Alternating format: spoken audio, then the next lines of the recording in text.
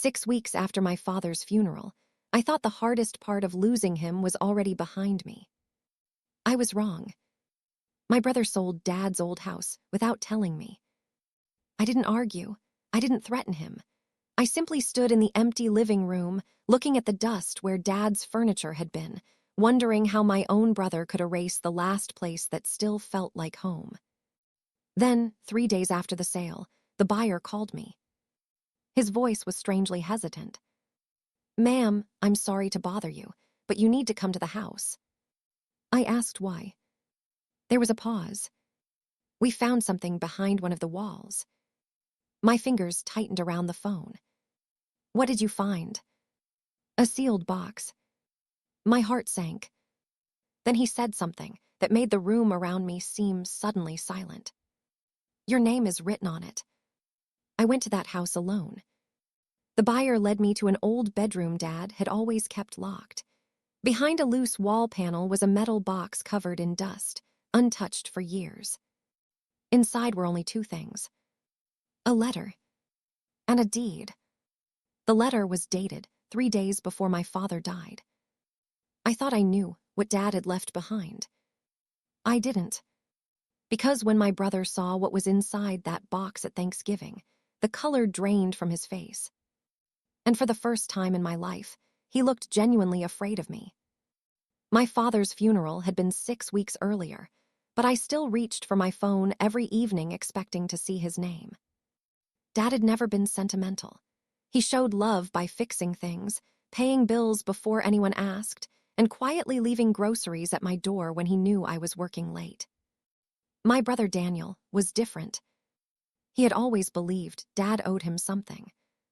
So when Daniel called me one Tuesday morning and casually said, "The old house is sold," I thought I had misunderstood him. "Sold?" "Yeah, it was sitting there empty. I took care of it." I stared at the kitchen window. "You took care of it?" "It needed to be done." I waited for him to explain why I hadn't been consulted. He didn't. Instead, he said, "You weren't using it anyway." That sentence stayed with me. I had spent years helping Dad maintain that house. I had paid for repairs when the roof leaked. I had cleaned the kitchen after his hospital visits. Daniel had barely visited during the final year. Still, I didn't accuse him of anything. I simply asked, "Did Dad leave a will?" Daniel went quiet. Only for 2 seconds. But I noticed. "Of course he did," he finally said. "Everything was handled." "By whom?" "Why does it matter?" Then he ended the call. That evening, I opened the folder of documents Dad had given me before his final hospital stay. The will was there, but one page was missing. And at the bottom of the last page, in Dad's handwriting, were 4 words. "Do not trust Daniel." I read those 4 words until the ink seemed to blur. Do not trust Daniel. My father had never written anything like that about my brother. I called Daniel the following morning. "Where are Dad's original estate documents?" His answer came too quickly. "Why?" "Because one page is missing from the copy I have." Silence. Then he laughed softly. "You're making this more complicated than it is. I'm asking a simple question." I handled the paperwork. "With a lawyer?" "Yes." "What lawyer?" Another pause. "I don't remember." That was when I knew something was wrong. I contacted the attorney whose name appeared on Dad's will. She was an older woman named Margaret Lewis, and when I explained the situation, her voice became unusually careful. "Your father did come to my office shortly before his death," she said. My stomach tightened. "What did he discuss?" "I can't tell you everything over the phone, but he specifically instructed me not to release certain documents unless you personally requested them." "Which documents?" She hesitated. "A property deed." I looked toward the window. "The old house." "Yes." I felt cold despite the warm afternoon. Was the house supposed to belong to Dad? Margaret exhaled slowly. "According to the records I reviewed, Your father had made a change. What kind of change? I think you should come here. Before I could answer, another call appeared on my screen. The number was unfamiliar. I answered. A man introduced himself as the buyer of my father's house. Then he said, "Ma'am, I'm afraid there's something you need to know." I gripped the edge of the table. What happened? We found a hidden compartment in the wall. His next words stopped me cold. And there's something inside with your name on it. I arrived at the house before noon. The new owner, a quiet man named Robert, met me at the front door. He looked uncomfortable, as though he wasn't sure whether he should be letting me inside. "I almost called your brother," he said. "Why didn't you?" He glanced toward the hallway. "Because the box has your name on it." The old house smelled exactly as I remembered: wood polish, dust, and the faint scent of Dad's coffee. Robert led me to the bedroom. A section of the wall had been opened behind an old bookshelf. Inside was a narrow metal compartment. He handed me the box. My name was written across the lid, in Dad's unmistakable handwriting. My hands trembled slightly. I opened it. There was a sealed envelope, and beneath it, a property deed. I unfolded the deed first. My eyes moved across the page, then stopped. The property had not belonged to Dad when he died. It had been transferred years earlier. To me. I stared at Robert. "Did you know about this?" He shook his head. "No." I opened the envelope. The letter was dated 3 days before Dad's death. "My dear Emily asterisk." That was all I needed to see before my vision blurred. Dad had written my name. He had known something was about to happen. I continued reading. He explained that he had discovered a financial problem connected to the house. Someone had been using the property documents without his permission. Then came a sentence that made my stomach tighten. "If Daniel tells you the house was sold legally, do not believe him." I lowered the letter. Robert was watching me. Should I call someone? Before I could answer, my phone rang. "Daniel." I answered without speaking. His voice came quietly through the receiver. "Emily, where are you?" I looked at the deed in my hand. "How did you know I was here?" He didn't answer. Then he whispered, "Please don't open that box." And suddenly I understood. He already knew exactly what was inside.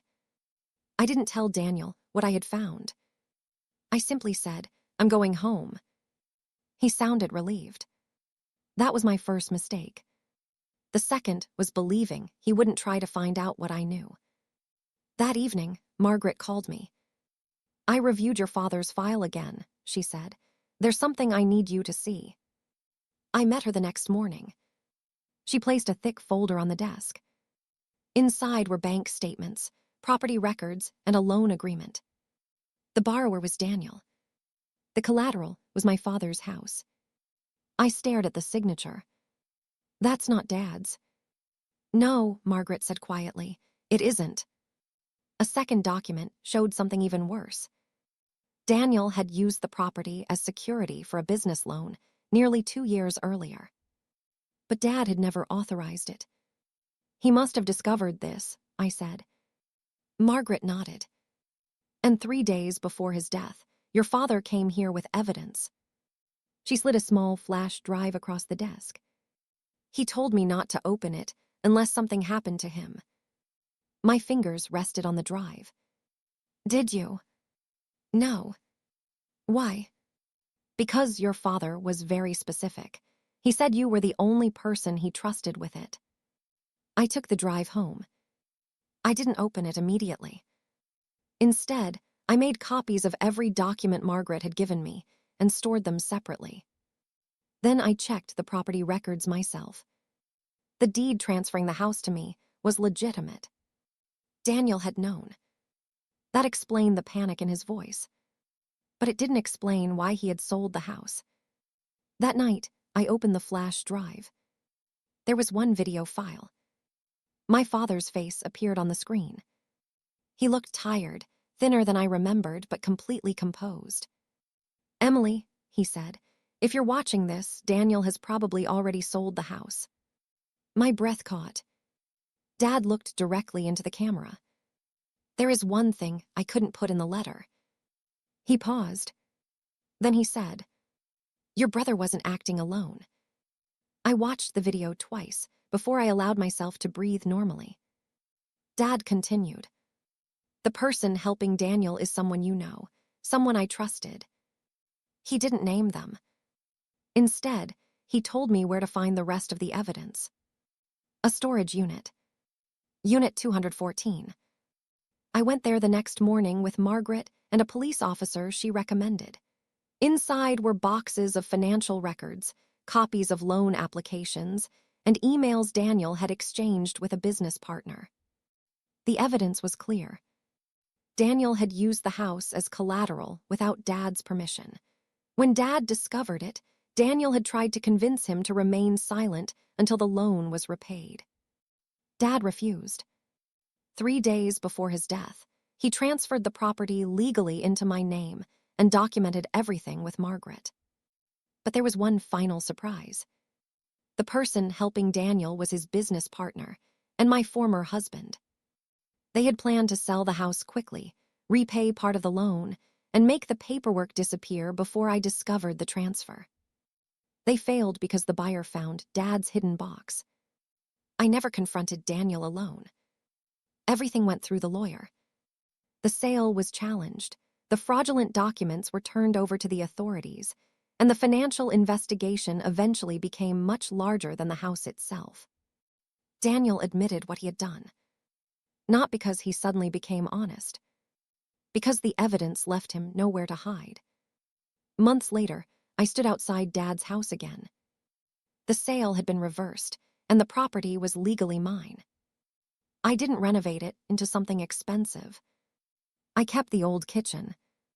I kept Dad's workbench. And I placed his letter inside a small wooden frame beside the window. For years, I had believed my father's greatest gift to me was the house. I was wrong. His greatest gift was the truth. He knew I would be hurt. He knew I would be betrayed. But he also knew I wouldn't destroy myself trying to punish the people who had wronged me. I would simply let the evidence speak. And it did. If this story touched you, subscribe to the channel for more emotional family stories where truth eventually finds its way home.